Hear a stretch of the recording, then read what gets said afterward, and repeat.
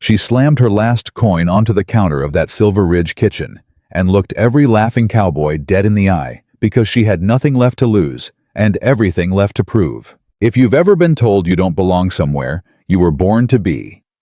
Stay with me until the very end of this story, because what happens next on Silver Ridge Ranch is going to stay with you for a long time. And before we go any further, I want to invite you to subscribe to this channel and follow along, because I have so many more stories just like this one waiting for you. Drop a comment right now and tell me what city you're watching from. I want to see how far this story has traveled. Every single comment means the world to me. Now, let's go back to Wyoming, 1888, and meet a woman named Grace Holloway, because her story is just getting started. The summer of 1888 had been brutal, and Grace Holloway had the blisters to prove it. She'd walked the last 4 miles to Silver Ridge Ranch because the stage driver had looked her up and down at the previous stop and told her with the kind of flat cruelty that passes for honesty in small western towns that he didn't have room. He had room. She'd seen the empty bench with her own eyes. But Grace had learned a long time ago that some arguments cost more than they're worth, so she'd picked up her worn leather satchel, adjusted the straps across her broad shoulders, and started walking. 4 miles of Wyoming dust. 4 miles of sun hammering down on a woman who'd had nothing to eat since the night before. 4 miles of rehearsing what she was going to say when she got there. How she was going to hold herself. How she was going to keep her voice from shaking when they looked at her the way people always looked at her. She was 26 years old, and she was running out of places to try. The notebook in her satchel told the whole story if you knew how to read it. 14 ranch names crossed out in her careful handwriting. Not because she'd been lazy. Not because she'd been difficult. Not because her cooking wasn't worth eating. 14 names crossed out because the moment Grace Holloway walked through a door, most people stopped seeing a cook and started seeing a problem they didn't want to deal with. A plus-size woman in a territory that valued lean, hard efficiency. A woman without a husband or a brother or a father to vouch for her. A woman who'd come from somewhere she refused to talk about and carried a quietness around her that some men found unsettling and others found like a challenge they hadn't been asked to accept. She'd left the last place, a cattle ranch outside Laramie, with a bruise along her jaw that she'd covered with the collar of her dress and a decision hardening in her chest like cooling iron. She wasn't going back. She wasn't going back to anything that looked like what she'd escaped 3 years ago. Forward was the only direction she had. Silver Ridge was the last name in the notebook. She pushed open the kitchen door without knocking. The room was large and loud and smelled like burnt coffee and old grease, and the moment Grace stepped through that doorway with her satchel in her hand and her jaw set, every conversation stopped.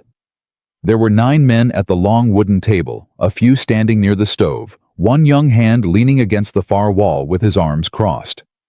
They all looked at her. And she watched the exact moment she always watched for. It had gotten very good at recognizing it when their expressions shifted from surprise to something else. The something else was never kind. "Well now," said the man at the head of the table.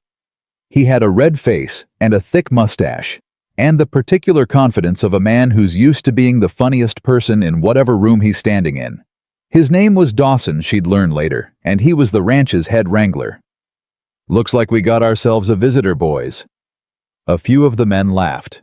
Not all of them, but enough.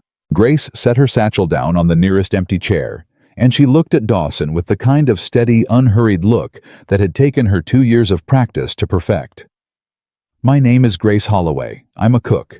I heard you've been without a kitchen manager for going on 3 weeks, and I'm here to apply for the position." "That's so," Dawson said. He wasn't even trying to be subtle about looking her over.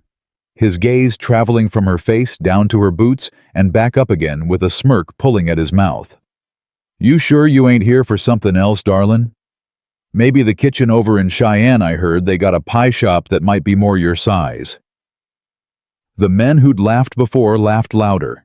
A younger hand at the end of the table actually slapped his knee. Grace didn't move. She'd learned that stillness was its own kind of armor. "I'm not your darlin'," she said, even and quiet. "And I didn't ask for your opinion on my size. I asked about the cooking position." "Lady," said another man, tall, loose-limbed, with a sun-darkened face and a toothpick dangling from his lip. You really think a woman like you can feed 50 hungry ranch hands? I mean, no offense, but you look like maybe you've been sampling the goods a little too much yourself, if you catch my meaning. More laughter. The toothpick man seemed very pleased with himself. I catch your meaning, Grace said. And you're wrong. She was aware that her hands wanted to shake. She kept them still through pure, stubborn will. The same will that had kept her walking those 4 miles in the July heat. The same will that had gotten her up every single morning for 3 years, when getting up felt like the hardest thing a person could do. Look, said Dawson, his tone shifting into something that wasn't quite sympathy, but was at least approaching done with this conversation. We appreciate you making the trip out here, but this is a working ranch. 50 men need serious feeding 3 times a day. That's a real job. I don't think... Give me 1 meal, Grace said. Dawson blinked. What's that? 1 meal. She kept her eyes on his. You give me access to your kitchen for 1 morning. I'll cook breakfast for everyone on this property. If it's not the best breakfast this ranch has seen in a year, I'll walk away and I won't ask for anything, not even pay for the food. But if it is... She paused for just a moment. You give me the job. Fair wages, a decent place to sleep, and you keep your opinions about my appearance to yourselves. The silence that followed was different from the laughter. It had a different texture. That's real bold talk, the toothpick man said slowly. I'm a real bold woman, Grace answered. More silence. Dawson was working his jaw like he was chewing the idea over, and Grace could see the calculation happening behind his eyes. 3 weeks without a real cook meant the men were eating badly. Morale was low, and whoever was supposed to be managing that kitchen, she'd heard it was a young hand named Peters, who'd taken sick, wasn't coming back anytime soon. They needed someone. They just didn't want to admit they needed someone who looked like her. It was in that particular silence, while Dawson was still deciding whether his pride was worth more than a decent breakfast, that Grace became aware of someone she hadn't noticed before. He was standing at the back of the room near the door that led to the yard, and he'd been there the whole time, she realized with a small jolt, standing so still and so quiet that she'd looked right past him when she came in. He wasn't laughing. He hadn't said a single word. He was a man in his mid-30s, lean and weathered in the way of someone who worked outside every day of his life, with dark hair and eyes that were watching her with an expression she couldn't immediately read. Not mockery, not pity. Something quieter and more careful than either of those things. He met her eyes for just a moment. Then he looked at Dawson. Let her cook, he said. His voice was low and unhurried, and it didn't rise at the end like a question or a suggestion. It landed like a flat stone dropped onto still water. Dawson turned to look at him. Some of the easy confidence went out of his posture just slightly. Luke? She asked for one fair shot, the man said. His name was Luke, apparently this quiet, watchful man in the back of the room. Seems reasonable to me. Something passed between them that Grace couldn't quite interpret, some understanding or hierarchy that she wasn't yet privy to. Dawson worked his jaw again. Then he looked back at Grace and spread his hands with the air of a man washing himself of the consequences of whatever happened next. Fine, he said. Dawn tomorrow, kitchen's yours. But don't expect any help from any of us. You want to prove yourself, you do it alone. I've been doing things alone for 3 years, Grace said. I'm used to it. She picked up her satchel. The quiet man, Luke, had already disappeared back through the door to the yard.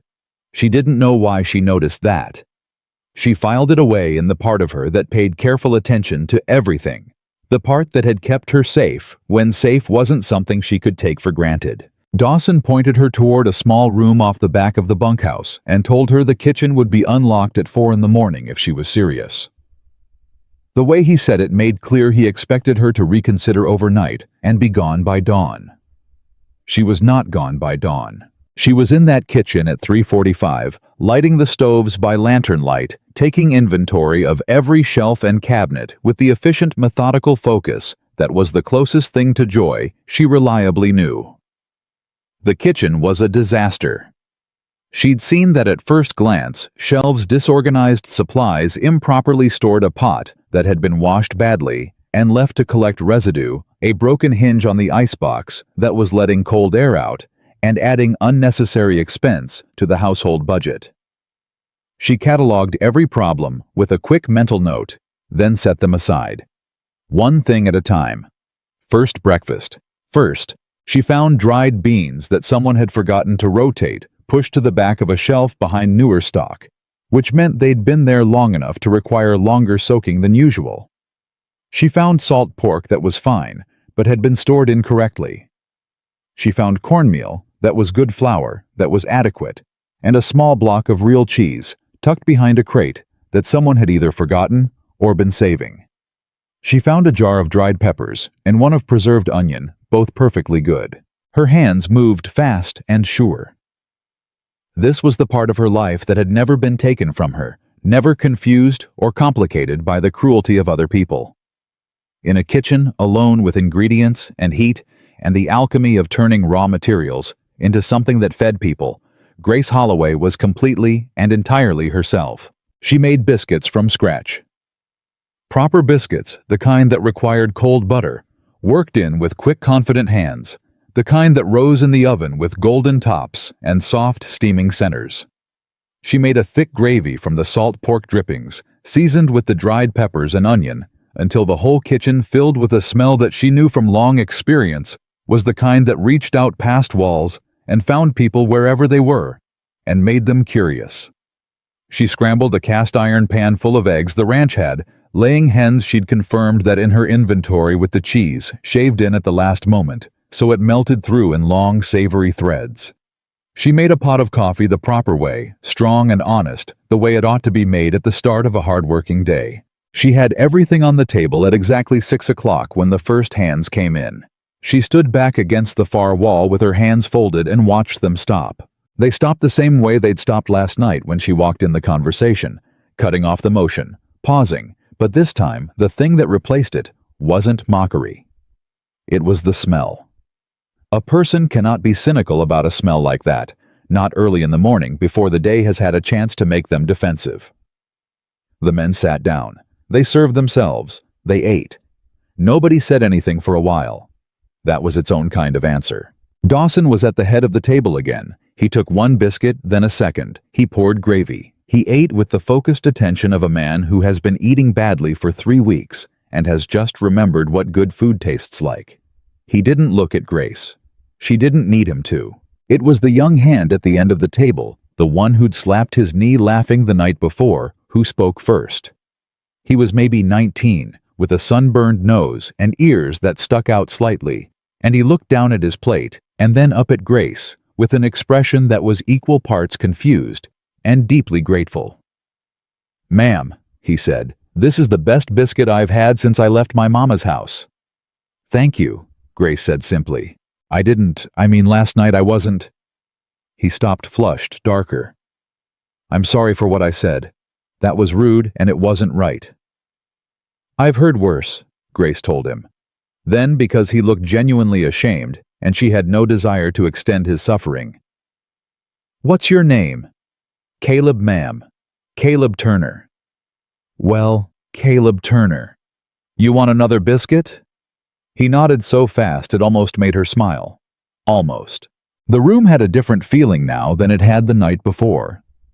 Food did that she'd seen it happen in every kitchen she'd ever worked this shift from the hardness people carried around in public into something temporarily softer. Men who'd mocked her last night were cleaning their plates with the careful unconscious focus of people who are too busy tasting to remember that they'd decided not to like something. Dawson finally looked up. He had the expression of a man who has lost a bet to himself. "You got the job," he said flatly. "I know," Grace said. A couple of men laughed at that real laughter this time, surprised out of them.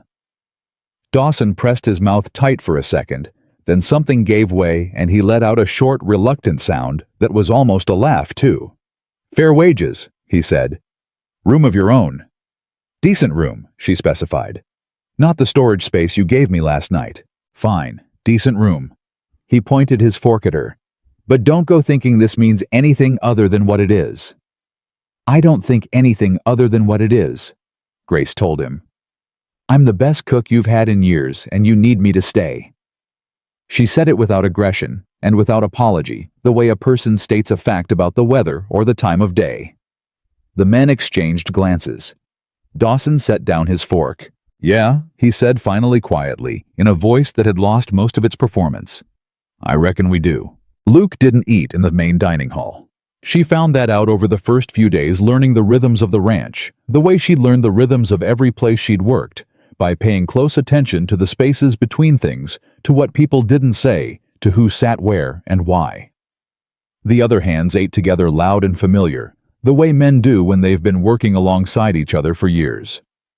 Luke ate alone, usually on the porch off the main house, or sometimes not at all during the busy morning hours, taking food later when the kitchen had quieted. He came to the kitchen once 3 days after she started. She was reorganizing the supply shelves, a project that would take the better part of a week given how badly they'd been managed, and he knocked on the doorframe, which struck her as oddly courteous for a ranch hand, and asked if there was coffee. "There's always coffee," she said without turning from the shelf she was sorting. "Cups are on the second hook from the door." She heard him find the cup, heard the pour. She heard him stand there for a moment in the comfortable silence of someone who isn't uncomfortable with silence. Most people filled silence reflexively out of nervousness or habit. This man didn't. "You're changing the whole system," he said eventually. Not a criticism, an observation. The whole system needed changing. She turned to look at him, then because his tone had been neutral enough to earn a look. He was leaning against the counter with his coffee cup watching her work with that same careful attention she'd noticed on her first night. "You've been losing money on spoilage for months. Whoever was ordering supplies wasn't rotating stock properly. I found flour that was a year past useful." He looked at the shelves. "That bad?" "That bad," she confirmed and turned back to her work. He didn't leave immediately. He finished his coffee, standing there watching her work through what he seemed to recognize was the most efficient reorganization of a kitchen space he'd probably ever witnessed. She was aware of his presence, the way she was aware of weather, not uncomfortable, but noticeable. "You're good at this," he said. "I know," she said. She heard what she thought might have been a quiet sound of amusement. Then the cup was set down on the counter with a careful soft click, and she heard his boots on the floorboards, and he was gone. Grace stood at the shelf for a moment after he left. She was thinking about his hands. She'd noticed them when he poured the coffee. The way a person who pays attention to everything notices things they weren't looking for. They were not the hands of a ranch hand. They were the hands of someone who worked physically, yes, strong and capable, calloused in the right places. But there was something else. The way he'd set that cup down. The way he knocked before entering a kitchen that wasn't technically his. She filed it away. She had a lot of things filed away about this ranch already, and she was only 3 days in. She went back to the shelves. Outside, the Wyoming summer pressed against the walls, hot and indifferent and wide. Somewhere out in the yard, a horse was moving, and she could hear the distant shout of one ranch hand calling to another, and the particular sound of a fence being repaired, the ring of metal against wood, steady and patient. She did not know yet that the fence was being repaired by the man who owned it. She did not know yet that he had watched her walk those 4 miles down the road from Silver Ridge's eastern ridge, and had seen her stop twice just for a moment to roll her shoulders back and keep going. She did not know that he had told Dawson to let her cook before she'd even walked through the kitchen door. She did not know any of it yet. She only knew that for the first time in 3 years, she had somewhere to be in the morning. And that for now was enough. The second week, Grace found the theft. She hadn't been looking for it. She'd been doing what she always did in a new kitchen, counting, measuring, cross-referencing what was supposed to be there against what actually was, and the numbers simply didn't add up. 40 pounds of flour ordered. 31 pounds arriving. A side of beef listed on the delivery manifest at 18 pounds, sitting in the icebox at 14. Small discrepancies, the kind that could be explained away as measurement error or honest mistake, except that they happened every single delivery, always in the same direction, always just small enough to go unnoticed by someone who wasn't paying very close attention. Grace was always paying very close attention. She didn't say anything right away. She kept counting. She went back through the previous month's receipts. Dawson had stuffed them all in a wooden box under the supply shelf, with the kind of organized chaos that told her nobody had reviewed them seriously in a long time. And she spread them out on the kitchen table one evening after supper, and worked through them with a pencil and her notebook until the pattern was undeniable. Someone on the delivery side was skimming. Had been skimming for at least 4 months. The total loss by her careful arithmetic was somewhere between $60 and $80. In 1888, that was not a small amount of money. She was still sitting at the table with the receipts spread around her when she heard boots on the kitchen steps. Not Dawson's heavy tread, not Caleb's quick, light shuffle. These were the unhurried, even footsteps she'd already learned to recognize without looking up the ones that knocked before entering. "Kitchen's open," she said. Luke came in and stopped when he saw the receipts covering the table. His eyes moved across them with a quick reading comprehension that struck her again as not quite what she'd expect from a ranch hand. "Late night," he said. "Look at this." She didn't ask if he wanted to look. She pointed to her notebook where she'd listed the discrepancies in 2 clean columns, ordered versus received, month by month. Somebody's been stealing from this ranch for 4 months and nobody noticed because they kept each individual amount small enough to be written off as error. Luke sat down across from her. He pulled the notebook toward him and read through her figures slowly. She watched his face. It didn't show surprise. It showed the focused attention of someone confirming a thing they had already suspected. "You knew," she said. "I suspected," he said. "I didn't have proof. Now you do." She tapped the notebook. "That's every delivery manifest going back to March. The pattern is consistent. It's the same supplier on the same road every time, which means either it's the supplier himself or someone on his wagon." Luke looked up from the notebook and studied her for a long moment, with that quiet, measuring attention of his. "How long did it take you to put this together?" 3 evenings, she said. "Which means whoever was supposed to be managing this kitchen before Peters got sick wasn't doing their job, or didn't care enough to look. Or didn't know how," he said. "Same result." He was quiet for a moment. Then he said, "What would you suggest?" The question landed differently than she expected. She'd worked on ranches, in hotel kitchens, in boarding house operations across 3 states, and in every single one of those places. The moment she identified a problem and brought it to the man in charge, the conversation went one of 2 ways. Either they dismissed her, she was a cook. What did she know about business? Or they took the information and sent her back to the kitchen and never told her what happened next. What they did not do as a rule was ask her what she would suggest. She looked at him steadily. "I'd send a written notice to the supplier that you'll be conducting weight verification on all future deliveries before signing the manifest. Don't accuse anyone directly. Just make it known that someone here knows how to count." She paused. "If the shortfalls stop, you've solved the problem. If they continue, you have grounds for legal action." Luke nodded slowly. "That's sound thinking." "I know it is," she said. Something moved briefly through his expression, that almost amusement she'd noticed before, quick and quiet, as a bird crossing a window. He pushed the notebook back across the table to her. "Write it up," he said. "I'll make sure it gets to the right person." She wanted to ask who the right person was. A ranch hand didn't typically handle supplier correspondence. But Luke was already standing, and there was something in the economy of his movements that discouraged questions he wasn't ready to answer. So she wrote up her findings in clean, clear language and left the document on the kitchen table the next morning, and by that afternoon the delivery situation was in the process of being addressed. She never found out exactly how. The shortfalls stopped. That was the first time she understood that Luke's role on Silver Ridge Ranch was not what it appeared to be. The second time came 2 weeks later on a Thursday that started badly and got worse. One of the ranch's working horses, a bay mare named Copper that the younger hands were particularly fond of, had been favoring her left foreleg for 4 days, and from what Grace had seen in the yard, not a single person had done anything about it except complain about the loss of a working animal.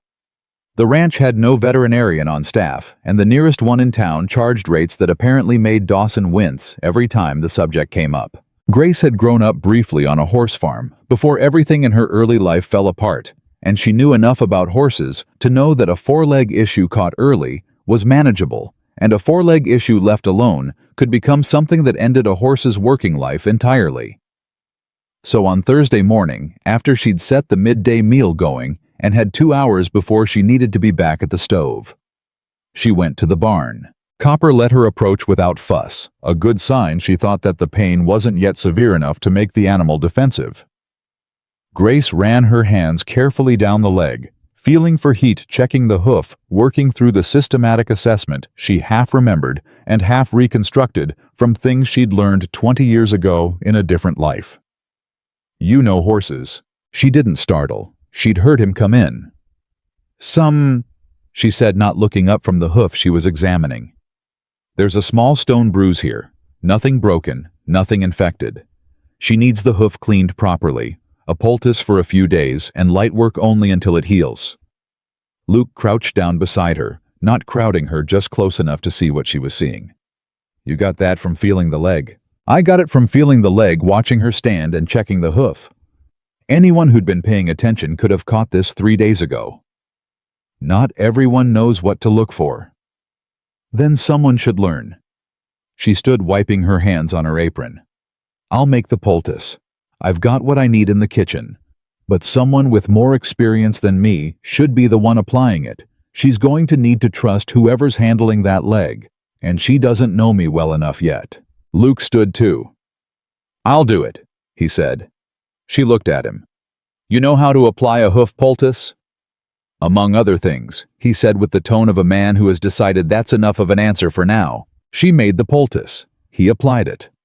Copper was back on light duty within 4 days and fully working within 10. And when Caleb Turner heard what had happened, he showed up at the kitchen door with a bunch of wildflowers he'd clearly just picked from somewhere on the property. Shoved them at Grace with a red face and said, "That mare is the best cutting horse on the property, and you saved her, ma'am, and I just wanted to say thank you." Grace looked at the flowers for a moment. They were slightly crumpled from being held too tightly by a nervous young man, and several of the stems were bent, and they were the most genuinely felt gift anyone had given her in a very long time. "Put them in that jar by the window," she said, "and go eat your lunch." Caleb beamed like she'd handed him a gold coin. The change in the dining hall happened the way most real changes happen, not in one dramatic moment, but in an accumulation of small ones that you only recognize as a shift when you look back and realize the landscape is completely different from what it was. The mocking had stopped in the first week, which she'd expected once the food established itself. What she hadn't expected was what replaced it. The men started talking to her. Not about her, not at her, but to her the way people talk to someone they've decided is part of things. Dawson started bringing the weekly supply orders to her before finalizing them. 3 of the older hands developed the habit of staying after supper to sit at the kitchen table with their coffee, not asking for anything, just present in the comfortable way of people who've found a warm place and don't want to leave it quite yet. She didn't encourage it, and she didn't discourage it. She simply continued to be exactly who she was, efficient, direct, precise, and let people decide for themselves what they wanted to make of that. What she noticed in those after-supper kitchen conversations was how much information flowed freely among men who'd forgotten to be guarded around her. And what flowed most freely in October was worry. "Calhoun's syndicate bought out the Mercer place," said an older hand named Roy one evening, turning his coffee cup in his hands with the slow, ruminative movements of a man who's been carrying a thought for a while. "That's the 3rd ranch in the valley this year." "Mercer sold willingly?" Grace asked. She was scrubbing a pot back to the table, which meant people talked more freely than they did when she was looking at them. "Mercer sold because they cut his fence 3 times, poisoned his north well, and then showed up with paperwork saying he'd missed a property tax payment from 4 years back that he'd never missed." Roy's voice had something careful and controlled in it that she recognized as the sound of a man being very precise about his anger. "He didn't have the money to fight it in court, so he sold." Grace set down the pot. She turned around. "They're fabricating legal claims." "Can't prove it," said another man at the table. Pete, a weathered hand who rarely spoke, but always seemed to know more than he let on. That's the thing. Every piece of it looks legitimate on paper. You try to fight it, and you're fighting city lawyers with ranch money. What does Silver Ridge have in terms of recorded land claims and tax documentation? Grace asked. The two men looked at each other. Roy said slowly, I wouldn't rightly know where to start answering that question. I would, Grace said. Where are the ranch records kept? Main house office, Roy said. But he paused. That's not really the kitchen's business, is it? No, Grace agreed. It isn't. She picked up the pot again. But somebody ought to make it their business because if the Calhoun Syndicate is coming down this valley with forged tax claims and poisoned wells, they're not going to skip Silver Ridge. She didn't push it further that night. She went back to her pot. But the thought stayed with her, settling in with the focused weight of a problem she'd decided wasn't going to leave her alone until it was addressed. 2 mornings later, she was in the kitchen before 4 o'clock again. Not unusual. She kept those early hours the way other people kept a ritual when she heard raised voices from the direction of the main yard. Not the usual early morning sounds of men starting their day. Something sharper and faster than that. She wiped her hands and went to the kitchen door. In the yard, visible in the thin gray light that precedes actual dawn, 2 men on horseback were talking at Dawson in the aggressive forward-leaning way of men who want to be understood as threatening without technically making a threat. They were well dressed for ranch visitors at this hour, which told Grace something. Working men didn't dress well for early morning rides. These were men who dressed for the impression they wanted to make. She couldn't hear everything from the kitchen door, but she heard enough. Calhoun, water rights, survey, and the word offer spoken with the particular emphasis of someone who wants you to understand that the conversation will go differently if you decline it. Dawson's posture was rigid with the effort of being polite to people he clearly wanted to tell to leave. When the riders finally turned their horses and went back down the road, he stood in the yard for a long moment with his hands at his sides and his jaw working. Grace had the coffee ready when he came in. He sat down at the table and put his face in his hands for a moment before he reached for the cup. They're claiming there's a survey dispute on the north boundary, he said without looking up. Say they've got documentation showing the fence lines 12 feet onto their client's property. Who's their client? A land company out of Cheyenne, which is owned by the Calhoun Syndicate, Grace said. Dawson looked up. How'd you know that? Roy told me about the Mercer place. She sat down across from him, which she didn't usually do. She kept herself on the kitchen side of the table as a rule, because she'd found it helped people forget to be uncomfortable with her authority. But this felt like a conversation that needed to happen across a table eye to eye. What does the original land deed say about the north boundary? Dawson stared at her. That's not something I'd have access to. That's in the main house records. Then someone needs to pull it, she said. Today. Because if the Calhoun Syndicate is using fabricated survey disputes the same way they used fabricated tax claims on Mercer, you've got maybe a few weeks before they escalate from early morning conversations to something that actually costs this ranch money. Dawson was quiet for a long moment looking at his coffee. Then he said in a voice that had most of the performance scrubbed out of it. You think awful clear for a cook. Yes, Grace said. I do. He almost smiled. It was a tired, reluctant, slightly odd expression. The same expression she'd seen on men before, when a situation forced them to revise an assumption they'd been comfortable with. I'll talk to... He stopped. Started again. I'll make sure it gets looked into. That afternoon, she was carrying a basket of kitchen scraps to the compost heap on the east side of the property when she nearly walked directly into Luke. He was coming from the direction of the main house with a leather satchel under his arm that she'd never seen before, walking with the kind of purpose that meant somewhere specific, rather than the general movement of ranch work. He saw her at the same moment she saw him, and they both stopped. Riders this morning, she said. Not a question. I know, he said. The north boundary deed should be in whatever land records this ranch keeps. If the original surveyor's marks are still physically present on the property, that's also relevant. They can't easily argue against physical markers that predate their documentation. Luke looked at her for a moment. The leather satchel was under his arm. She still didn't know what was in it, and she wasn't going to ask. "You've been thinking about this," he said. "I've been thinking about this since Roy told me what happened to Mercer," she said. "I don't know who owns this ranch, whoever he is. He's not here, and that's a problem when people start showing up before sunrise to renegotiate boundary lines. But somebody needs to be thinking about this. And from what I can tell, that somebody right now is you and me." Something shifted in Luke's expression. Something she couldn't quite name, a kind of weight moving through his eyes that was there and then carefully put away. "You're right," he said quietly. "It is." He moved past her toward the road, and she stood there for a moment with her basket of kitchen scraps, and the distinct uncomfortable feeling that she was missing something important, something about this ranch, about this man, about the way he moved through Silver Ridge, as if the place itself recognized him.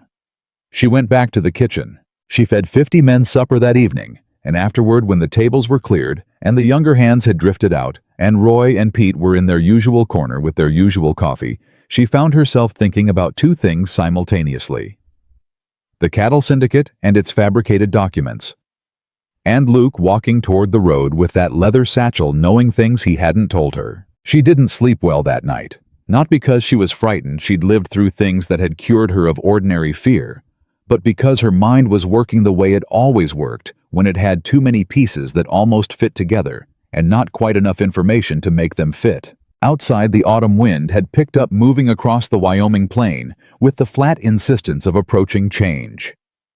Inside the fence line, Silver Ridge was quiet. The horses were settled. The hands were asleep. And somewhere in the main house, in a room Grace had never been inside, the lamp was still burning. The letter arrived on a Tuesday. Grace knew it was important because Dawson brought it to the kitchen himself, instead of leaving it on the front table with the rest of the ranch correspondence, and Dawson only came to the kitchen when he wanted coffee or when something was wrong. He wasn't carrying a cup. He set the envelope on the counter beside her without a word, and stood there with his arms crossed, and the particular expression of a man who has received bad news and is still deciding how bad it actually is. Grace dried her hands and picked up the envelope. The return address was a law office in Cheyenne. She didn't open it. It wasn't addressed to her, but she looked at Dawson, and he gave her the short nod that meant, "Go ahead," so she did. The letter was 3 pages of precise legal language that boiled down to a simple threat. The Calhoun Land Development Syndicate was formally disputing Silver Ridge Ranch's claim to the north and northwest water access, citing a survey conducted the previous spring that allegedly placed the primary creek running through that section inside a boundary that belonged to land the syndicate had recently acquired.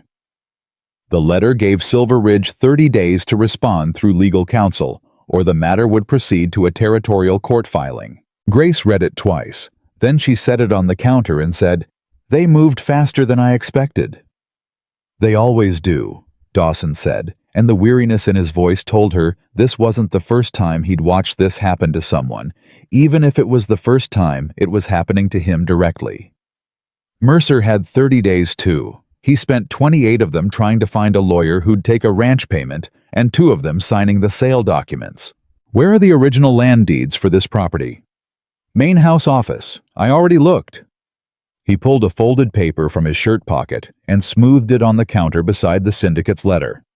"This is what I found. Deed of title from 1871.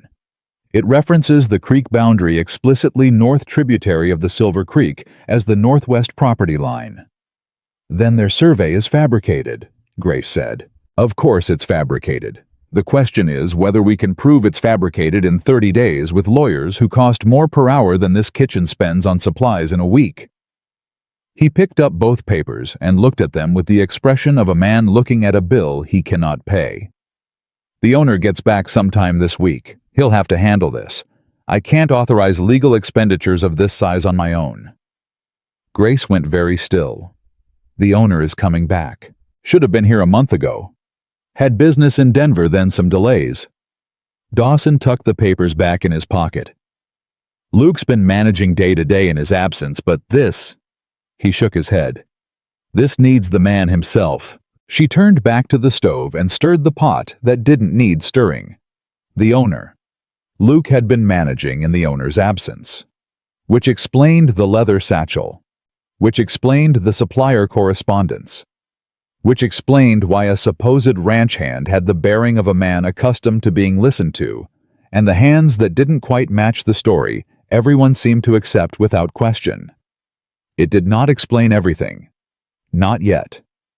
She said carefully, "What's the owner's name?" Dawson gave her a slightly puzzled look, as if the question was obvious.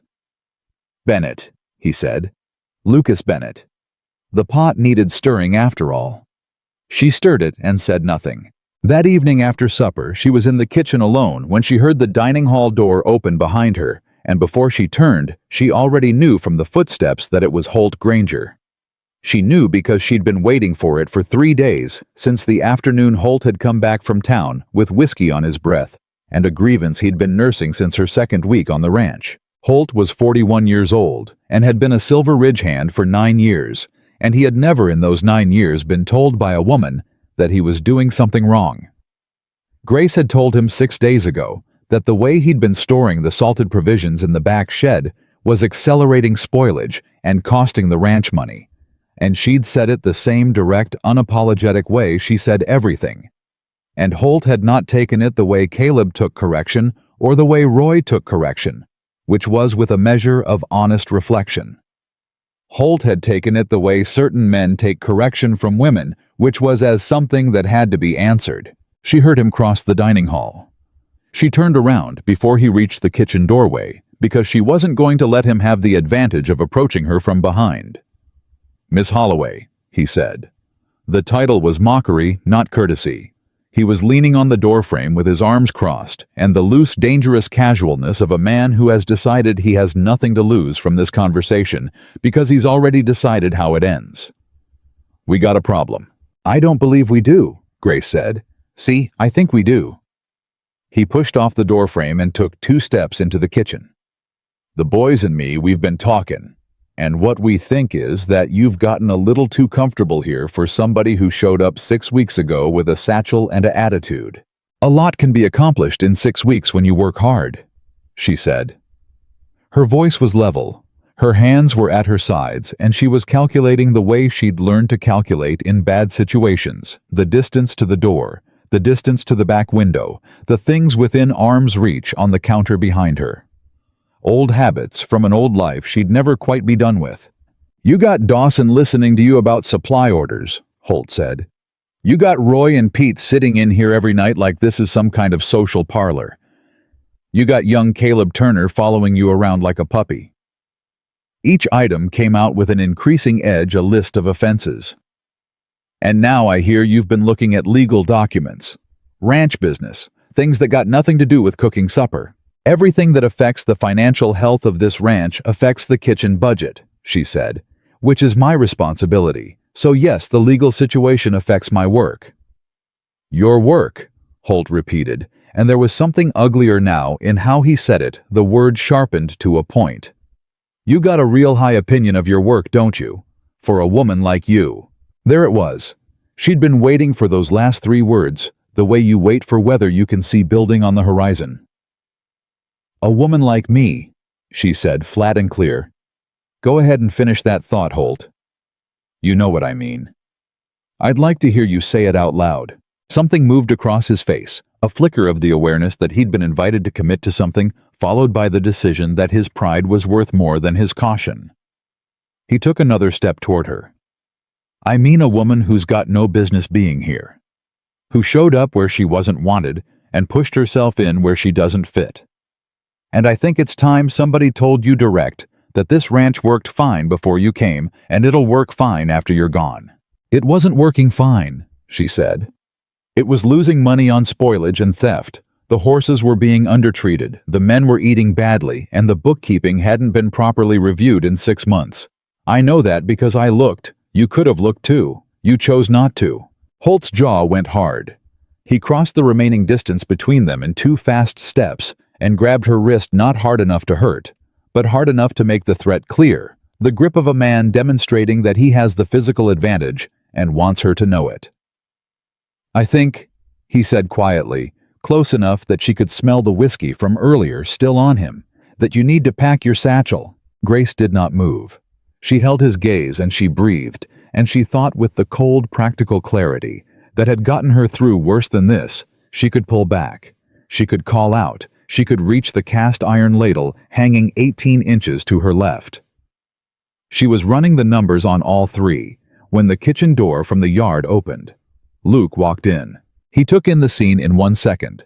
The grip on her wrist, the distance between them. Grace's face, and something happened to his expression that was not anger in the loud, demonstrative way, but something quieter and more absolute, the kind of stillness that precedes something that cannot be taken back. "Holt," he said. One word. That was all. Holt let go of Grace's wrist. He turned. And Grace watched the shift happen in him, the same almost invisible deflation she'd noticed the first night when Luke had told Dawson to let her cook that slight change in posture that meant the hierarchy had just been clarified without anyone raising their voice. "We were just talking," Holt said. "No," Luke said. He stepped fully into the kitchen, and he looked at Holt with the level, patient attention of a man who has all the time in the world and is very clear on how things stand. "You weren't." Holt looked at Grace. He looked at Luke. Whatever calculation he was running ended quickly. He walked out through the dining hall without another word, and the door swung shut behind him, and the kitchen was very quiet. Luke looked at Grace. "Did he hurt you?" "No." She picked up the dish towel from the counter and folded it, a small, deliberate motion, giving her hands something to do while the adrenaline worked its way back out of her system. "He made his point, and you interrupted before he decided to make it harder. I should have dealt with this sooner. You didn't know it was coming." She looked at him directly. "Or did you?" A pause, short but real. "I knew he'd been unhappy," Luke said. "I should have addressed it before it got to this." "Yes," she agreed, because it was true, and she wasn't going to soften it. "You should have." He accepted that without argument, which was either the response of a man with genuine integrity or a man who knew he was in the wrong. Grace was beginning to think it might be both. She set the dish towel down. "Dawson told me the owner is coming back this week," she said. Something moved in Luke's eyes. Quick and careful and gone. "That's right. Lucas Bennett." She watched his face. "I looked at the deed Dawson showed me. It's signed by a Lucas T. Bennett dated 1871, the man who filed the original water rights claim." She paused. "Your father." "My grandfather," Luke said. And then, because there was clearly no point in continuing what was becoming an increasingly thin fiction, "I'm Lucas James Bennett, III." Grace looked at him for a long moment. She felt the pieces arranging themselves, not with surprise exactly, because some part of her had been building toward this without letting herself acknowledge it. The leather satchel, the supplier correspondence, the way he'd told Dawson to let her cook before she'd even asked. "You own this ranch?" she said. "Yes." "You've owned it this whole time?" "Yes." "And you've been—" She stopped, started again. "Why?" He didn't pretend not to understand the question. He leaned against the counter and looked at her with an expression that had all the performance stripped out of it, just the actual thing underneath which was complicated and tired, and something else she didn't have a name for yet. "Because the last 4 managers I hired for this ranch failed inside of 3 months, he said. "Not because they were bad people, because they were handed authority over 50 men who'd already decided whether they respected them before they'd done a single day's work, and they never had a chance to earn anything on its own terms." "So you watched," she said. "So I watched." "You watched me get laughed at, and you watched Holt grab my wrist tonight, and you were what?" "Observing." "I was here for the second one," he said with a quiet precision that she recognized as the closest thing to defensiveness he was going to allow himself. "And I dealt with it." "After it happened." "Yes, after it happened." He held her gaze. "I'm not going to tell you that was right. I should have put Holt in his place before it reached tonight. That's on me. She turned away from him and looked at the stove, because she needed somewhere to put her eyes while she processed the particular feeling that was moving through her. Not the simple anger of having been deceived, which would have been easier, but something more complicated layered a feeling that underneath both of those things, a question she was not ready to ask out loud. "The breakfast," she said. "My first morning. You'd already decided to give me the job." "I'd decided to give you the chance," he said. "The job you earned yourself. That's a meaningful distinction to you." "Yes," he said. "It is." She turned back around and looked at him. This man she'd thought she was beginning to understand, this quiet, watchful presence that she'd allowed against every instinct she'd spent 3 years sharpening to feel safe.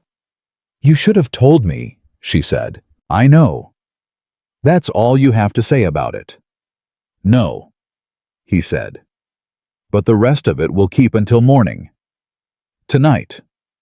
He stopped, and she saw in that pause the very brief crack in the composure, the thing underneath that he was managing with visible effort. "Tonight, I just need to know you're all right." She was quiet for a moment. "I'm all right," she said. He nodded once. He pushed off the counter and moved toward the door.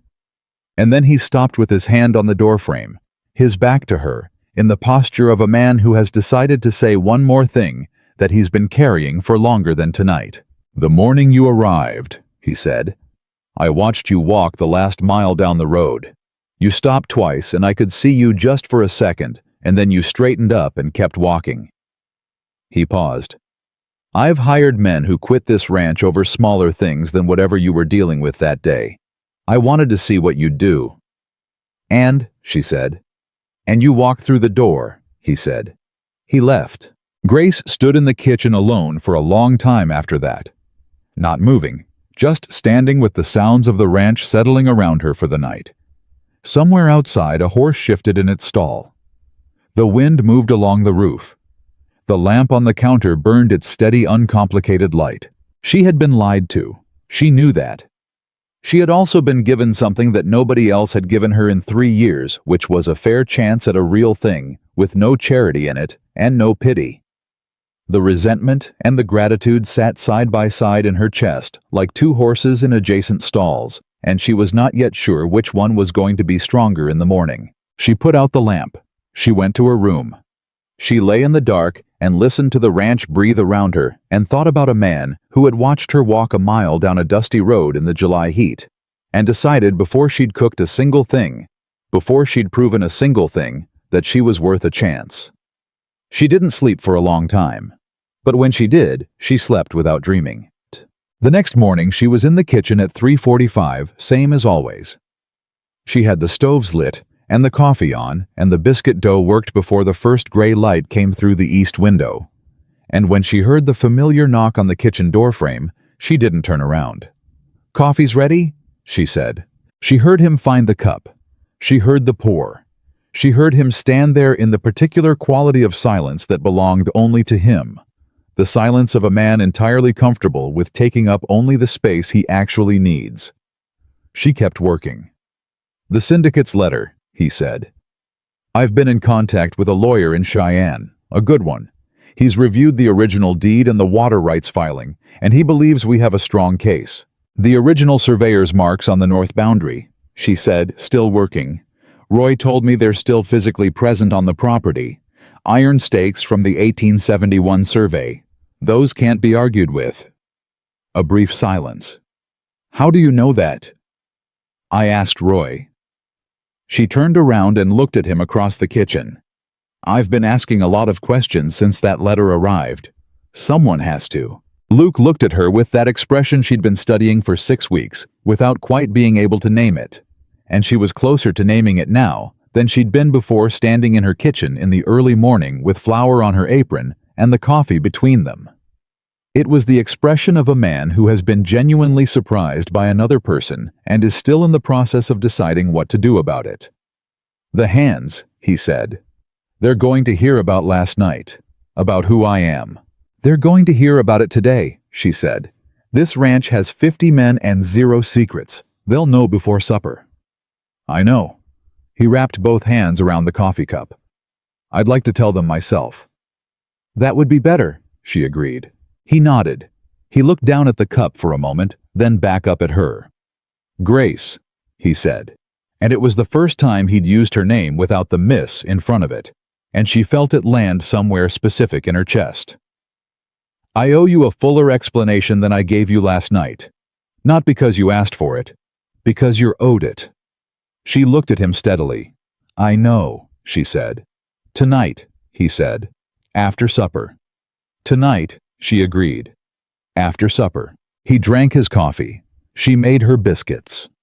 Outside Silver Ridge Ranch was waking up around them, 50 men moving toward a morning that was about to become something none of them had expected, with consequences that would reach further than any of them yet knew. And in the dining hall 3 hours later, when Lucas James Bennett III stood at the head of the table and told 50 ranch hands exactly who he was. The room went so quiet that Grace, standing at the kitchen doorway with a dish towel in her hands, could hear the wind moving against the windows. The quiet lasted for exactly 4 seconds. Then Caleb Turner said in a voice full of the particular bewilderment of a 19-year-old confronted with a reality that has completely rearranged itself, but you fixed the drain." And Luke said, "Yes, I fixed the drain." And Dawson, who apparently had known for how long Grace found herself wondering, put his face in his hands and made a sound that was not quite a laugh and not quite a groan, but somewhere in the complicated territory between the two. The conversation after supper didn't happen the way Grace had expected. She'd spent the whole day preparing for it. Not consciously, not the way you prepare a speech or rehearse an argument, but in the background way that her mind worked through difficult things, turning them over, while her hands did the kitchen work, examining them from different angles, deciding what she needed to say and what she needed to hear. By the time the last plate was washed and the last hand had drifted out of the dining hall, she thought she was ready. She was not ready. Luke came to the kitchen at 8 o'clock when the ranch had settled into its evening quiet. He knocked same as always, and she said, "Come in, same as always." And he sat down at the table across from her and put both hands flat on the surface and looked at her with the expression of a man who has decided that whatever this costs him, he's going to pay it honestly. "I need to tell you something," he said. "And I need you to let me get through all of it before you say anything. Because if you stop me in the middle, I'm not sure I'll find my way back to the parts that matter." Grace folded her hands on the table. "All right," she said. He was quiet for a moment, the way he was always quiet before he said something real, gathering it. Then he said, "4 years ago, I was in a town called Millhaven. Small place 2 days east of here. I'd been traveling back from Denver, dealing with some business my grandfather's estate had left unresolved, and I stopped for supper at a place called Ida's Diner." Grace went very still. "There was a woman sitting alone at the counter," Luke said. She'd been crying recently, you could tell, but she'd stopped, and she was sitting there with this particular kind of stillness that I recognized. The kind that people have when they've used up everything they had, and they're just trying to get through the next 10 minutes. He paused. She had a bruise along her jaw. She was wearing her collar up to cover it, but it didn't cover it completely. The kitchen was absolutely silent. "She ordered coffee and a bowl of soup," Luke said. "And when Ida brought the bill over, the woman counted out her coins on the counter very carefully, very quietly, and she was 2 cents short." He stopped. She didn't say anything. She just looked at those coins for a moment and then started putting them back. Grace's hands tightened on the table. She didn't say anything. She'd promised she wouldn't. "I paid Ida on my way out," Luke said. "I didn't say anything to the woman. I didn't want to—" He chose his words carefully. "I didn't want her to feel like a charity case. She wasn't a charity case. She was just a person having the worst kind of day, and I had 2 extra cents and she needed soup." He looked at Grace directly. I never forgot her face. I don't know why exactly. Maybe because of the way she sat there, spine straight, shoulders back. Like no matter what had happened to her, she was going to hold herself like a person who deserved to take up space. Grace breathed in slowly through her nose and breathed out again. "When you walked through that kitchen door 6 weeks ago," Luke said, "I knew you. Not right away, it took about 30 seconds and then I knew. Same eyes. Same way of holding yourself. He paused. You'd changed. You were different, stronger, steadier, like someone who'd been through fire and come out the other side with something harder and better than what went in. But it was you.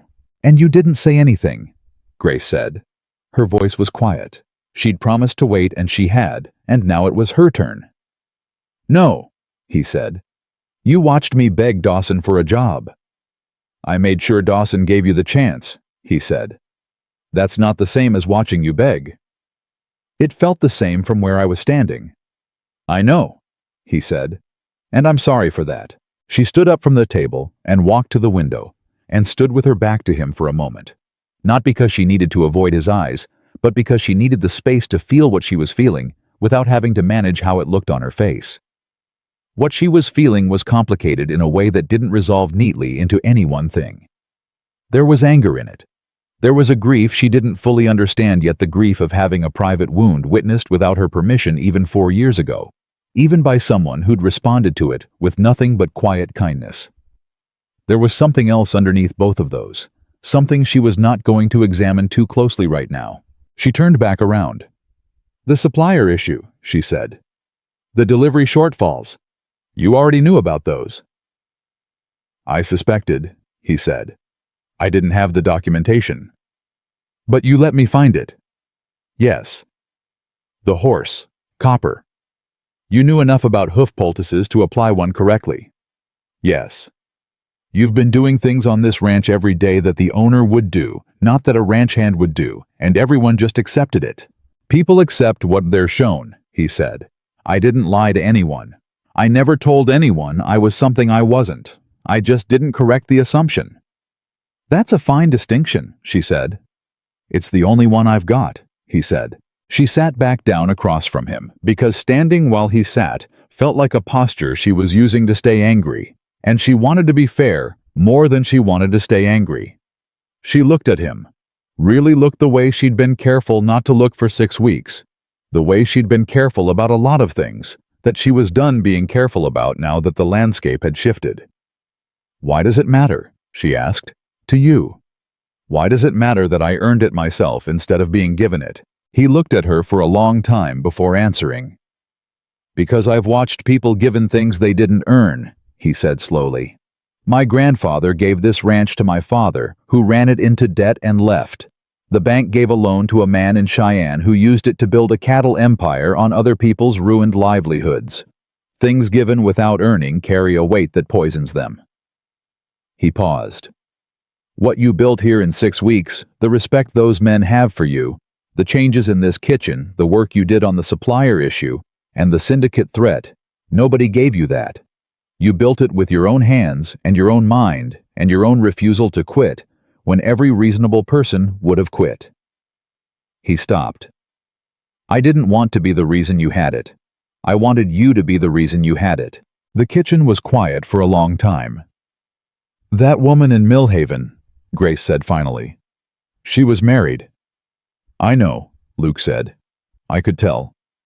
She left 6 weeks after that day in the diner. She walked out with a satchel and $14 in a notebook, and she didn't look back. She met his eyes. She spent 3 years trying to find somewhere that would let her be what she actually was instead of what she looked like. I know, he said. I can see what those 3 years cost you, and I can see what they made you.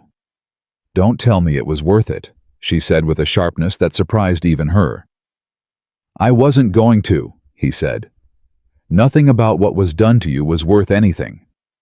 I was going to say that what you made of it, that's yours. That's not a silver lining on someone else's cruelty, that's you. She looked at him across the table and felt something shift in the careful architecture she'd built around herself over 3 years. The architecture of self-sufficiency and deliberate distance, and the absolute refusal to need anything from anyone that she couldn't provide for herself. It didn't collapse. It didn't need to collapse. But something in it opened just slightly, just enough to let in a draft of something she hadn't felt in long enough that she'd almost forgotten what it felt like. The feeling was being seen, accurately, without agenda. It was the most frightening thing she'd felt in years. I'm angry at you, she said. I know. I need you to understand that the anger is real, even if I also understand why you did what you did." "I understand that," he said. "Both things can be true." "Yes," she said. "They can." She picked up her coffee cup. It was cold, she'd forgotten it while they were talking. She drank it anyway because it gave her hands something to do. "The syndicate," she said. "Tell me where things stand." The shift from personal to practical was deliberate, and he recognized it as such, taking it for what it was, not a dismissal of what they'd just said to each other, but a door propped open to be walked through later when they'd both had time to stand in what they'd just built. "My lawyer in Cheyenne reviewed the original deed and the 1871 water rights filing," Luke said. "The language is clear. The North Tributary is explicitly named as the boundary marker. Their survey would have to prove the creek has physically moved, which it hasn't." "The iron stakes Roy told me about," Grace said. "Still in the ground. I rode out and checked them myself 2 days ago." He paused. "But here's the problem. The syndicate's lawyer is good and territorial court proceedings take time. And during that time, they can make things difficult enough. Cutting fence lines, challenging delivery routes, pressuring suppliers, that ranches exhaust themselves fighting the legal battle while the practical damage accumulates." "They're counting on attrition," Grace said. "Yes, the same way they got Mercer. Not by winning in court they'd have lost in court, but by making the fight too expensive and too exhausting to sustain." Grace was quiet for a moment, thinking. "The financial records," she said. "The ranch accounts. I've been keeping detailed supply and expense records since I arrived. If the syndicate claims financial irregularities or uses manufactured debt the way they did with Mercer—" "Our records are clean," Luke said. "I've made sure of that." "I know your records are clean," she said. "I'm saying mine are cleaner. I have 6 weeks of documented supply costs, delivery verifications, kitchen expenditures, everything countersigned against the manifest records I've been keeping. It's not the same as the land issue, but if they try to manufacture a financial angle, I can demonstrate the ranch's operational integrity from a source that has no prior relationship to you." She paused. "An independent record from a person who was hired 6 weeks ago and has no stake in the outcome looks different to a judge than records from the owner." Luke looked at her with that expression again, the one she'd been 6 weeks in the process of naming. And she was naming it now, finally, as she sat across from him with the cold coffee and the late-night quiet and the aftermath of the most honest conversation she'd had in 3 years. The expression was recognition. The deep, specific kind. The kind that said, "I see what you are, and what you are is exactly what I was looking for without knowing I was looking." "You've been thinking about this for a while," he said. "Since the letter arrived," she said. "I think about problems until I find the angle on them. It's a habit." "It's more than a habit," he said. She didn't answer that, but she didn't look away either. The next morning, Holt Granger's horse was gone from the stable and his bunk was empty, and Dawson reported to the kitchen with the careful neutrality of a man delivering news. He's already processed that Holt had collected his wages and left some time before dawn. Grace noted it the way she noted a supply shortfall, factually with the appropriate practical response, which was to ask Dawson if anyone needed to be reassigned to cover Holt's work duties, and whether the departure was likely to cause additional friction among the other hands. "No friction," Dawson said, and she was surprised by the firmness in it. "The boys know what he did. Nobody's defending it." Caleb Turner appeared at the kitchen door at breakfast with the slightly too formal posture of a young man who has rehearsed something. "Ma'am," he said, "I want you to know that what Holt did wasn't right, and it doesn't reflect how the rest of us feel about you being here." Grace looked at him. He was 19 years old with a sunburned nose and ears that still stuck out, and the genuine earnest decency of someone who'd been raised by people who'd taught him that there were things worth saying, even when they were awkward to say. "Thank you, Caleb," she said. He nodded, relieved. Then, "Are there biscuits?" "There are always biscuits," she said. "Sit down." What happened in the following 2 weeks moved faster than Grace had anticipated. The lawyer in Cheyenne filed a formal response to the syndicate's survey claim, attaching a certified copy of the 1871 deed, and a surveyor's report arranged by Luke at significant expense, confirming the current creek position matched the original boundary markers within acceptable natural variation. The syndicate's response to this was not to retreat, but to escalate in the sideways manner of entities accustomed to winning through pressure rather than merit. The north fence was cut on a Tuesday night. 2 of the ranch's cattle were found 3 miles outside the property line on Wednesday morning. A supplier in the next town sent word that he'd been visited by men from Cheyenne and was reconsidering his contract with Silver Ridge, a message so transparent in its implication that Grace read it twice just to confirm she wasn't misreading the cowardice. "He's been our flour supplier for 6 years," Dawson said, setting the letter on the kitchen table with the care of a man handling something that might explode. "Was," Grace said. She was already at her shelf pulling the contact information she'd compiled over 6 weeks of methodical record-keeping. "There are 2 other suppliers within a week's wagon distance. I've been tracking their pricing since September because the current supplier's rates have been creeping up. The middle one, Hendricks out of Casper, is actually better on price per hundredweight and has a cleaner delivery record." She turned around. "Write him today. Don't give the Cheyenne supplier the satisfaction of thinking he's interrupted anything." Dawson picked up the paper she handed him and stared at it. "How long have you had this?" "6 weeks, she said. He looked up at her. "You put this together 6 weeks ago." "I put it together in my 2nd week, she said. "When I noticed the current supplier's pricing inconsistency, I didn't know I'd need it. I just noticed it needed noting." Dawson sat down slowly in the kitchen chair, with the air of a man whose mental architecture is being renovated without his prior approval. "Grace," he said, "I owe you an apology that I should have offered about 5 weeks ago." "You offered the job," she said. "That was enough." "It wasn't," he said simply.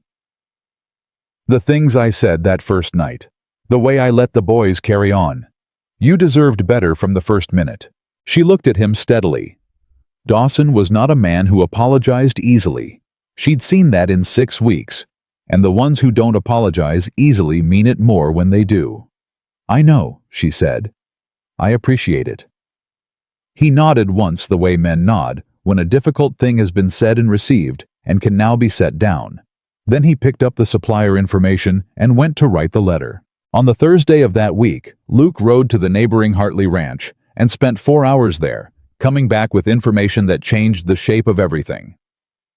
Old Martin Hartley, whose property bordered Silver Ridge to the east, had also received a legal letter, different language than the one sent to Silver Ridge, but the same source, the same Cheyenne law office, a different fabricated claim about a water access easement that Hartley allegedly owed the syndicate's land company. "They're moving on multiple fronts simultaneously," Luke told Grace that evening. They'd fallen into the habit without either of them naming it or deciding it of talking in the kitchen after supper, the 2 of them at the table with coffee while the ranch settled around them. It was the most useful part of Grace's day, and she suspected it was becoming the most useful part of his. "Hartley's been here 40 years. His deed language is actually even more explicit than ours." "Who else?" Grace asked. "The Pearson place to the north received something similar in October," he said. "They haven't told anyone because they're ashamed and they think they're alone." Grace set down her coffee. "They need to know they're not alone." "I know. And they need to know that if 3 ranches with valid deeds and clean records respond together through a single legal filing, the cost of that response divides 3 ways, and the weight of the documentation multiplies." She looked at him. "Have you suggested this to the lawyer in Cheyenne?" "I have a meeting with him next week," Luke said. "Take the supply records," she said. "Mine and yours together. If the syndicate tries to manufacture a financial angle on any of the 3 properties, a consolidated financial record across neighboring ranches, demonstrating consistent legitimate operations is harder to argue against than any one ranch's individual records." She paused. "I can have it prepared before you leave."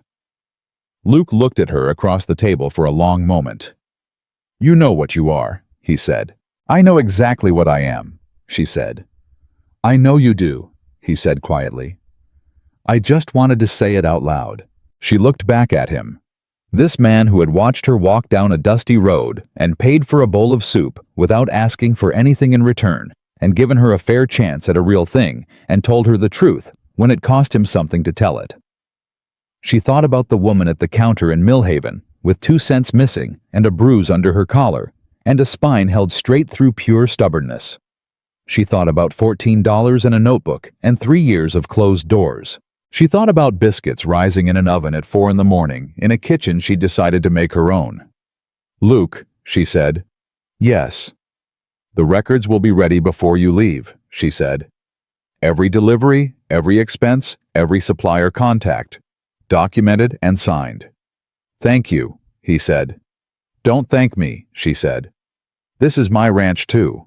She hadn't meant to say it exactly that way, but she didn't take it back. And he didn't look away, and the kitchen held the moment the way good rooms hold the things said inside them warmly, without judgment, without letting them go. Outside, Wyoming had moved deep into autumn, the cold working its way down from the mountains with the patient inevitability of something that has all the time it needs. Inside Silver Ridge, the lamps burned steady. The stoves held their heat. The hands slept the sleep of men who knew what they were part of. And at the kitchen table, 2 people who had each spent years building walls precise enough to live behind sat across from each other and felt for the first time in longer than either of them could easily say that the walls might not need to be quite as high as they'd built them. The consolidated legal filing went to the territorial court in Cheyenne on the 2nd Friday of November, signed by Lucas James Bennett, the 3rd of Silver Ridge Ranch, Martin Hartley of Hartley Land and Cattle, and Eleanor Pearson of the Pearson Homestead. 3 neighboring properties, 3 clean deed histories, 3 sets of documented records, and 1 very thorough set of supply and financial documentation prepared by a woman who had spent 6 weeks learning that this ranch was worth fighting for. Grace had worked on those records for 4 straight evenings, cross-referencing every document she'd compiled since her first week against the deed language Luke's lawyer had provided, building a picture of Silver Ridge's operational history that was so complete and so meticulous that when Luke took it to Cheyenne, the lawyer had looked at it for 10 minutes without speaking, and then said quietly that he wished every client brought him documentation like this. Luke had told her that when he came back standing in the kitchen doorway with his coat still on and his hat in his hand, and the particular look of a man who has just watched something go better than he'd allowed himself to hope. Grace had listened, asked 2 precise questions about the filing timeline and the expected response window, and then turned back to the stove because the venison stew needed another 20 minutes and 50 men needed supper. "You're not going to say anything else?" Luke asked. "What else is there to say?" she said. "We did the right work. Now we wait." Most people would be relieved. "I am relieved," she said. "I'm also making supper." He'd laughed at that, a real laugh fuller than the almost laughter she'd been collecting since the beginning, and she'd kept her back to him, so he wouldn't see that it did something to her, that sound the specific way it filled the kitchen like it belonged there. November moved into December.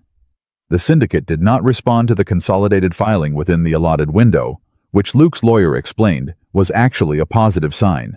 Entities that intend to fight respond quickly. Entities that have been caught fabricating documentation go quiet and reassess. The fence that had been cut on the north boundary was repaired and reinforced. The 2 cattle that had wandered were returned from the Hendricks pasture where they'd drifted no worse for the experience.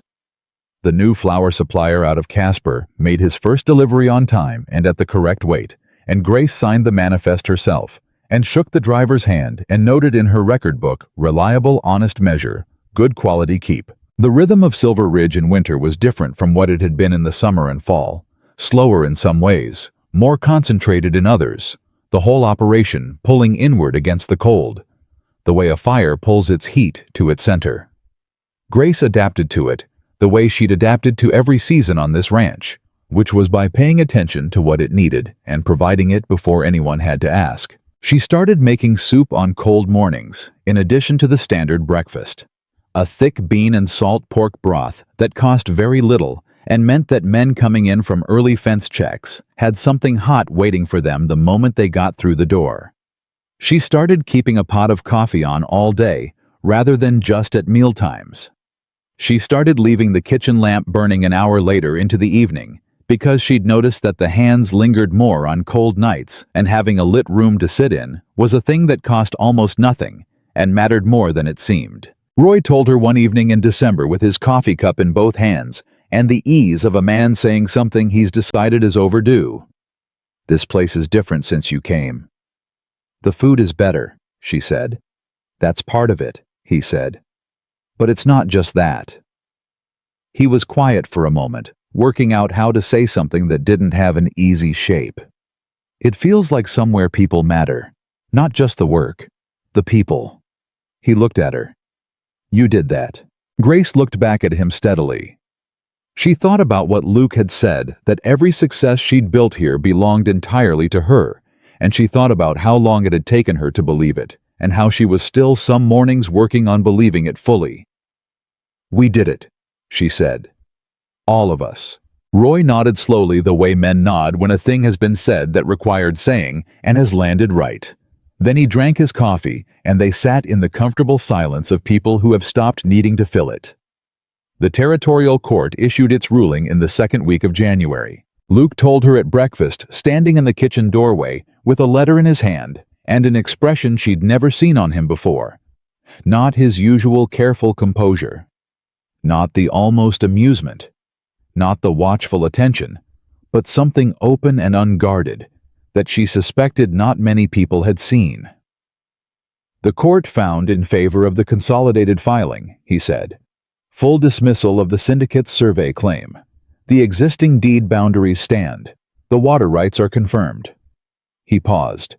"And the court's written opinion specifically notes that the fabricated nature of the opposing survey documentation may be subject to additional investigation." Grace set down the wooden spoon she was holding. She picked it back up. She set it down again.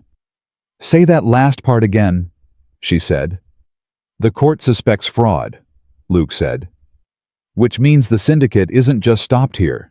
They're going to be examined. Their methods on Mercer, on the other ranches they've absorbed, all of it may come under scrutiny." She stood very still for a moment. Then she said, "Mercer might get his land back." "It's possible," Luke said. "It's not certain, but it's possible." She turned back to the stove because she needed a moment, and the stove was the place she always went when she needed a moment. She stirred the pot. She breathed. She thought about a man named Mercer who'd spent 28 days trying to find a lawyer and 2 days signing papers, and what it might mean if there was a path back from that. "We should write to him," she said. "Someone should write to him and tell him there may be options, before he hears it from strangers." "I'll have the lawyer reach out," Luke said. "No," she said. "Write to him yourself, from you personally, not through the lawyer. A letter from a neighbor reads differently than a letter from a law office." She turned around. "He needs to know someone in this valley is thinking about him." Luke looked at her for a long moment. "All right," he said. "I'll write today." Caleb Turner's reaction to the court ruling was characteristic of Caleb Turner, which was to say it was immediate, loud, and completely unguarded. He came into the kitchen at lunch, having apparently already heard from Roy or Pete or whoever heard things first on this ranch, and he stood in the doorway with his hat in both hands, and his face split into a grin that seemed too large for it, and said, "We won, ma'am. We actually won." "We did," she said. "And they might go after the whole syndicate. They might investigate all of it. They might," she said. "That's for the courts to decide." "Because of the records you put together," he said with the reverent tone of someone explaining a miracle. "Because of the records and the lawyer and Luke and the Hartleys and Eleanor Pearson and the original surveyors who put those iron stakes in the ground in 1871, she said. "Because a lot of people did the right work. Go sit down, Caleb. Lunch is in 10 minutes. He sat down. Then he stood back up. "Ma'am, can I ask you something?" "You can ask." "Are you going to stay?" He said it with the directness of youth, the kind of question an adult would have taken 3 careful approaches to get around to. "At Silver Ridge. Are you going to keep staying?" Grace looked at him. She looked at the kitchen she'd reorganized from chaos into order. She looked at the shelves where every supply was in its right place, and the records were current, and the manifest book showed a ranch that was being run properly and honestly and well. She heard Roy and Pete coming through the dining hall door, heard Dawson's boots on the porch steps, heard the particular sounds of this particular place that had accumulated around her over 6 months until they had become the sounds of home, without her noticing the exact moment it happened. "I'm not going anywhere, Caleb," she said. His grin came back. He sat down and stayed sat. The conversation she'd been waiting for, the one that wasn't about the lawsuit, or the records, or the ranch operations.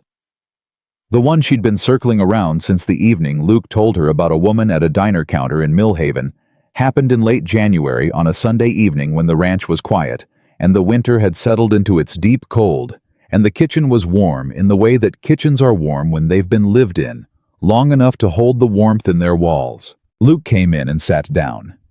He didn't say anything right away, which was not unusual. She poured 2 cups of coffee and sat across from him, and they were quiet together for a moment, in the way they'd gotten good at being quiet together, the kind of quiet that isn't absence, but presence. "I need to ask you something," he said. "Go ahead." He turned the cup in his hands. "When you came here 6 months ago, when you were walking that last mile down the road," he stopped, started again. "What were you thinking?" She considered the question seriously, the way she considered everything. "I was thinking that if this one didn't work out, I didn't know what came after," she said. "I was thinking that I was tired in a way that sleep doesn't fix, and I was thinking that I wasn't going to let any of that show on my face when I walked through the door." She paused. "I was thinking that I had enough left in me for one more try." "And now," he said. She looked at him across the table, this man who had known her at her lowest and chosen, instead of rescuing her, to give her the thing she actually needed, a fair chance, a real place, a door that opened on its own terms. She thought about everything that had happened in this kitchen. The first biscuits, the receipts spread on the table at midnight, the letter from Cheyenne, the sound of Luke's real laugh filling the room like it belonged there. "Now," she said, "I'm not tired anymore." He held her gaze.